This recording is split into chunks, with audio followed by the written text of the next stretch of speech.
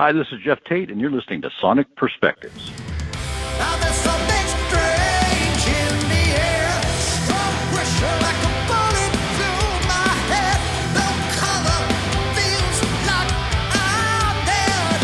Strong pressure like a hammer to my head. This fire burns.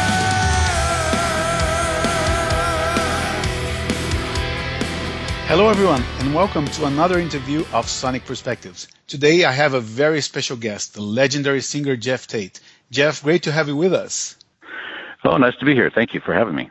Thanks, it's a pleasure. And first of all, let me ask you, how has COVID and the lockdown affected you these days? Aside from not being able to tour, obviously, did you manage to give it a positive spin or not? Well, I sort of took advantage of the fact of not being able to tour and just being in one place to sort of tidy up my life. Being on the road, I'm on the road a lot. Like 2019, I was home 23 days. Jeez. And so I keep putting things off, right? And just saying, well, when I get time, I'll do this, I'll do that. And so I used to have like 4 or 5 of these big warehouse storage units just full of stuff from years and years of touring and all that. And so I finally cleaned out all that stuff. I know it's not very glamorous sounding, but I did that. And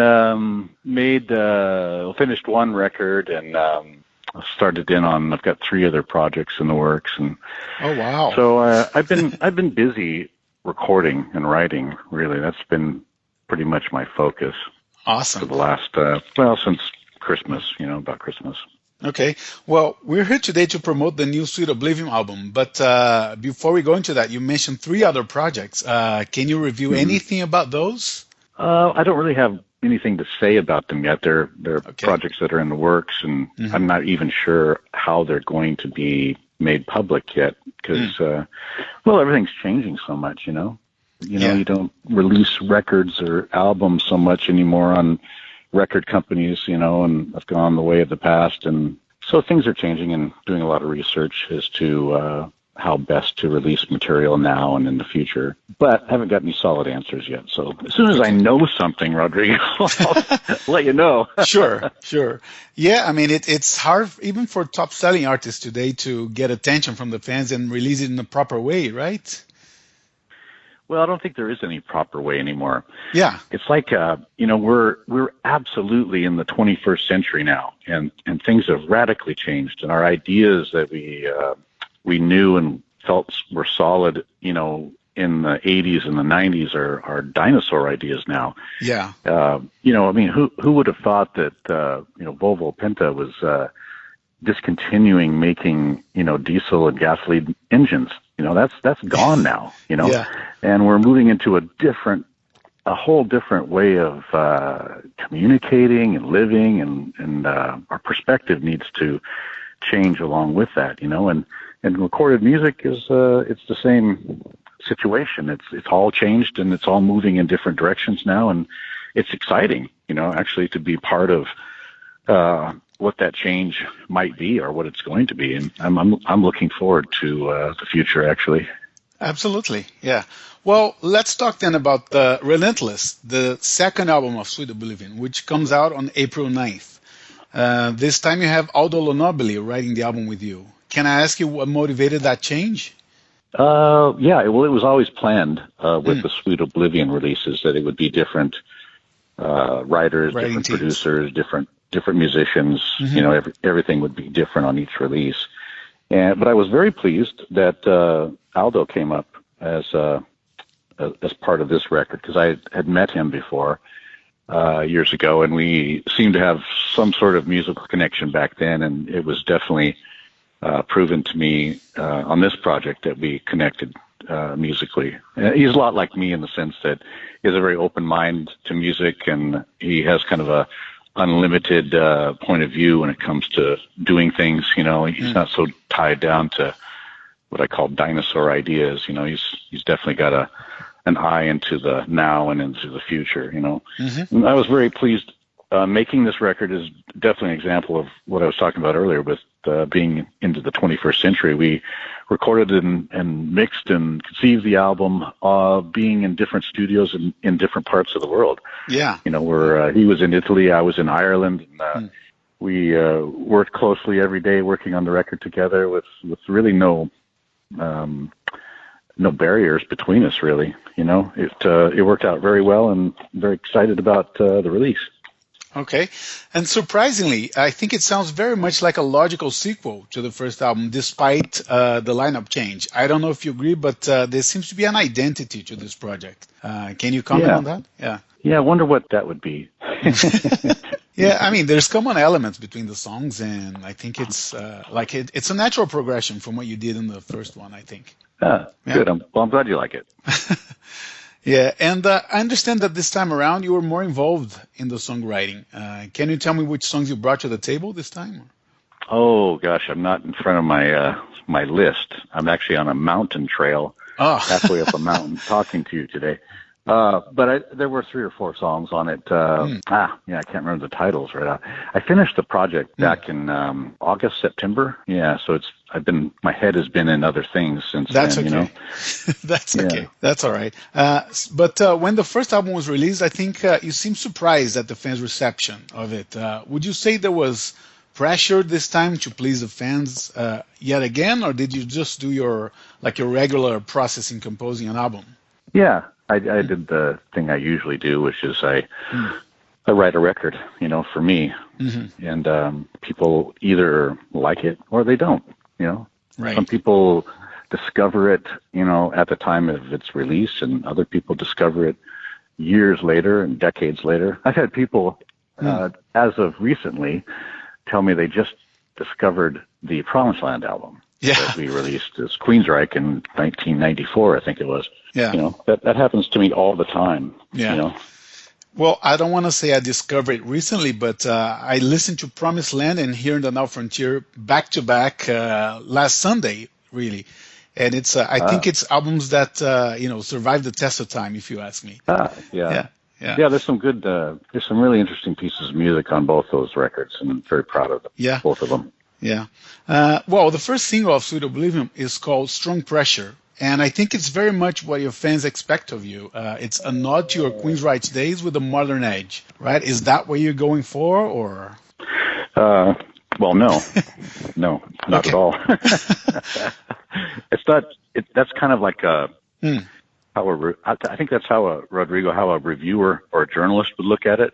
Yeah. But for me, I just wrote the song because I liked it and felt strong about it and liked the lyrics and really liked the melody, and there you go. Yeah. No, it is a good melody for sure, especially on the chorus. Yeah. Another song you guys made a video for is Another Change, which of course has a lot of room for interpretation, but apparently, based on the video, it tackles fatherhood and the challenges with that, right? Is that what you were going for? Yeah, I think the whole album really has a lot to do with the relentless march of time. How time doesn't wait for anyone, it just keeps moving. And, I think all the songs, the lyrical approach on all the songs have something to do with time. Okay. Wow. The cover fits that perfectly because it has that statue kind of fading. So it really befits the album. Who is that guy in the statue anyway? I don't know.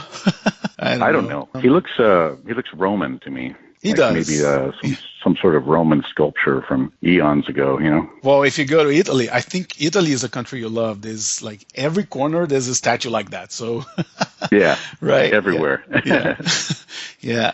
Another song that really caught my attention is the ballad "I'll Be the One." I think it's a change of pace halfway through the album that really suits your voice, and it kind of matches the first a song from the first album, "Disconnect." In a certain way, another ballad that was really cool. I think the song just kind of speaks for itself. It's one of the ones I really like a lot. Actually, I like the whole album. I'm very pleased with the whole thing, and I think Aldo did a great job mixing the thing and the technical twisting the knobs. He did a wonderful job on it. Yeah. Tell me about Aria, which you specifically asked to be written in Italian. I believe it's your first time singing a song in that language, right? It's the second. Oh, okay. I did a Italian song, on a Queensryche cover album years ago. I think 2010. It came out called Take Cover. Oh, Take Cover, yeah. And, yeah. And so this is the second time I've done it. And I asked Aldo to sing it in Italian. He said, "Why would you want to do that?" And I said, "Well, I love Italy. I love traveling to Italy. Two of the guitar players that I play with regularly that tour with me are Italian. I record in Italy sometimes. I rehearse in Italy. My wife and I started this interesting side business called Backstage Pass Travel, where we take people to different places around the world on kind of guided tours. And Italy is one of the places we take people to. And I've just really fallen in love with it, you know. And I thought, well, you know, I'll try another song in Italian. What can we do? Something we wrote. And so Aldo says, "Look, if you sing it and I understand what you're saying, then I think we should put it on the record." So I got the 2 thumbs up, you know. So right. We did. Understood. And you mentioned that you did all the vocals in Ireland. When was that? Was that during the pandemic? And it must have been a special way to record, right, in the remoteness of Ireland. Yeah, it's the way I've done most records. Well, since Promised Land, actually. Wow. Recorded most of them in remote studios and that I've built mostly from, you know, I take a recording studio with me everywhere I go. And my wife and I rented a cottage in Ireland and over last summer and spent the summer living there and working on the album, writing it. And then Aldo and I would just file share back and forth every day, you know, different versions of the songs and till we had what we liked, you know, worked out. And that's kind of like the way of the 21st century, you know, the world is our studio nowadays, you know. Exactly. Yeah, that's a good way of putting it, for sure. Yeah. Yeah. And the last time we spoke, you were promoting the first Sweet Oblivion album. You mentioned that maybe if and when a second one came out, you would consider doing some shows with this material. Do you think there's a chance of that happening when touring is possible or not? Well, I think once my touring is finished, right now I'm booked out till Christmas of 2023. Wow. So maybe after that, you know. But I think there might be another Sweet Oblivion album in by that time. But but if you know if that works out, I'm definitely keeping my mind open to doing a tour with the material at some point, you know, in the future. Mm-hmm. Yeah. Well, the tour you just mentioned is the continuation of what you started in 2019 with the Celebration of Empire and Rage for Order, right? Mm-hmm. Right. Yeah. Is it still a joy for you to play these albums live? Oh, yeah. I love them. Yeah, they're 2 of my favorite albums. And it's myself and my band, we put together and worked very hard to present the album, both albums in their entirety, you know, just how they sound on the album, and tried to really work hard on giving, you know, the live performances, the exactness, you know, of the studio recordings, and we were just on fire playing the show when the pandemic kicked in and we had to stop everything. It was such a tragedy in the sense that we had such great momentum and the band was playing great and the audiences were coming out to the shows. We had sold out shows and then tragedy struck. Yeah. Everybody has been experiencing it, you know, and the frustration of not being able to work and, you know, do what it is you do. And it's, you know, it's a curse and it's a blessing in a way that, the curse, of course, that we couldn't continue on, but a blessing in the sense that it's a good time to sort of reevaluate your life and, you know, take stock of things, you know, build up your relationships with the people you love and, you know, and basically just get things in order, you know? Yeah, fully agree. Yeah. And I think based on the demand for this type of shows, I bet you could continue to just do shows where you revisit old material forever, basically. Yeah, you probably could. Yeah, probably could. But I know you insert some new material here and there in those shows eventually. Is it hard for you to include new material live because of the attraction and how fans love so much the old material or not? No, I still like to do that when possible.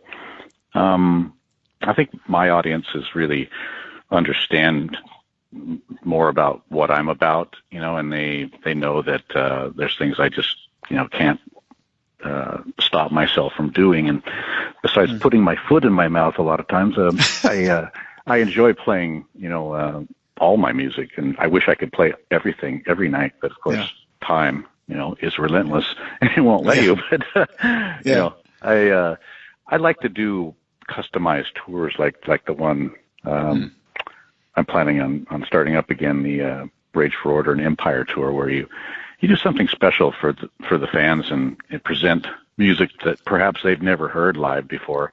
And there's songs on that tour that this is the first time I've sang them live, ever. Okay. So that's a real treat for me too, Yeah. With that said, we mentioned Promised Land and Here in the Now Frontier. I would love to see a set where maybe you mixed a repertoire of those two albums. I think they were kind of misunderstood by the fans at the time. Maybe they were expecting another Empire, don't you think? Oh, I gave up a long time expecting expecting what people expect. We're trying to figure that out. They're drastically different. The Promised Land album, a very introspective album, based upon the satisfaction of getting to the top of your game only to find out that you're at the bottom, that it's a never-ending ladder, right? And Here in the Now Frontier is basically a collection of pretty happy material, It's pretty up and energetic, and they're kind of like opposite albums, right? Yeah, even the visual identity at the time. But anyway, with Rage for Order, and even more so with Operation Mindcrime, you helped create the whole prog metal genre, and the scene at the time didn't have any players. It had, I think, you and Fate's Warning. And then bands like Dream Theater, Symphony X, and many others started to pick up from your starting point. Do you feel like a sense of pride, maybe, of having created that style or having spearheaded so many bands, or not? Honestly, I never think about it. Somebody did ask me or comment to me this last week in doing interviews for the promotion of Sweet Oblivion. They said, one of my dream concerts is, I wish, is it ever happened? Is it possible that you could ever jam or play a song with Dream Theater? That's happened before. I had to laugh because Queensrÿche and Dream Theater toured together. They did, in the 2000s, and part of our show, our collective show, because we were both co-headlining the show, was that we played with each other every night. I would sing songs with them, and they'd play songs with us or sing songs with us, and we trade off every night and play each other's music. So you did Pink Floyd too, didn't you? Yeah, we did a whole American tour. I think we spent 2 months touring together. I didn't see you guys with Dream Theater. I saw you guys with Fate's Warning in Sao Paulo in 2011, I want to believe, 2012. Oh, yeah. Yeah, when Mike Portnoy played with Fate's Warning. Yeah. I was at that show. Well, let me take a quick sidetrack. As a Rush fan, I can't help but ask you what it was like to record an album at Le Studio in Quebec with Peter Collins, who also produced Rush. I think he started with Queensrÿche right after working with Rush on the Hold Your Fire album, right? I'm not sure which album he did with them, but yes, he did work with Rush, and he's one of the main reasons we chose Peter Collins is because of his working with Rush. Okay. And we liked the way the Rush albums were sounding with him involved, and we liked his style of producing, his administration style, and he really understood us quite well. And working at Morin Heights at Le Studio was a fantastic experience. It was one of the world's state-of-the-art studios at the time. All the high-tech gear, all the high-tech personnel were there. It was just like walking into NASA, when you walked in that place. And it was in a picturesque mountain village, with a beautiful lake in front of it. And it was a very inspirational place to be. And we were there in the winter, and it was covered in snow. we walk out the door of the studio where we stayed, and kind of like in a little chalet, and we'd walk up to the ski hill and get on the well, what do they call it? The thing that takes you up the mountain. I can't remember what it's called now. The chairlift. Okay. Yeah, and we take the chairlift up the mountain, and we'd have early morning skiing before all day in the studio, and it was Awesome. Fantastic. Yeah. If Awesome. you can picture this, we didn't bring ski clothes. We just had our like jeans and Jesus. leather jackets on, and so we're skiing down the freezing cold mountain, wearing heavy metal leather jackets and jeans. That sounds a lot like my first winter here in Canada. I'm in Toronto, by the way, so I can relate. Yeah. Yeah. But with a long career like that, you must have a million stories to tell. I know that many musicians write books like Dave Mustaine, Tony Iommi, Bruce Dickinson. Would you consider writing one? Well, I have a lot of stuff written already, kind of a journal writer, keeping track of everything, because honestly, the older I get, I can't remember all the stuff. I have to kind of go back and read what I wrote to remember dates and places, and because I've played so many shows, thousands of shows in different places around the world, and honestly, you just sort of forget, unless you keep track of it and write it down. Yeah. You forget where you were or what you remember like there was something that happened there, and maybe you can remember the situation, but you don't know where you were, So it really helps to write it down and keep track of it. I have a lot of things written down, probably 800 or 900 pages of information. Wow, that's a lot. Yeah. It would be quite an undertaking to organize everything, right? I guess. Maybe. Well, it's pretty much organized by date. Oh, that helps. I think what maybe when I get old enough to retire from singing on the road, that maybe I'll do something at that point. All right. Well, and to finish off, let me ask you about Avantasia. You did 2 albums with them and toured extensively with them. What are the current plans for that? I'm just waiting for Toby to give everyone the word. He's been in the studio writing, and I honestly don't know, which I never do until he contacts me and comes up for air and says, hey, I've got an idea. Okay. Right. He writes with your voices in mind, right? You, Eric Martin, and the other guys that take part in the album, or not? That's what he says. Okay. That's what he says, yeah. And I think he probably does, because he's just a phenomenal singer himself. Yeah. And quite a powerhouse for being such a little guy, Mm-hmm. And he, I have to say, I have so much respect for him as a performer. He never, ever lightens up. He just pushes it the whole show. Mm-hmm. And have a high level of respect for people like that can do that, Yeah, absolutely. And to take that tour on the road, that's, must be a logistic nightmare to bring singers from all across the country and the world to tour. Yeah, it is. Right? It's crazy. Yeah, absolutely crazy. Yeah, we did a complete world tour. This, I guess that was 2019. Yeah, and Moonglow tour. It was phenomenal. It was a great show, and great band and great people to work with. Yeah. Well, Geoff, thank you so much for the interview. All the best with Sweet Oblivion. Any last words, or? Oh, I'll just say thanks for listening to the music, and Rodrigo, thank you for the interview. Appreciate it, man. Take no care worries, of yourself. Man. You look after yourself as well. Take care. Cheers. All right. Bye-bye now. Bye. Okay, everyone. Thank you for tuning in, and I hope you enjoyed this interview with Geoff Tate. The interview is available on many platforms: YouTube, iTunes, Stitcher, Google Podcast, and iHeartRadio. Also, please follow us on Twitter and Facebook, and subscribe to our YouTube channel. Let's wrap it up with another change from Sweet Oblivion's new album, Relentless. Stay safe, and see you next time.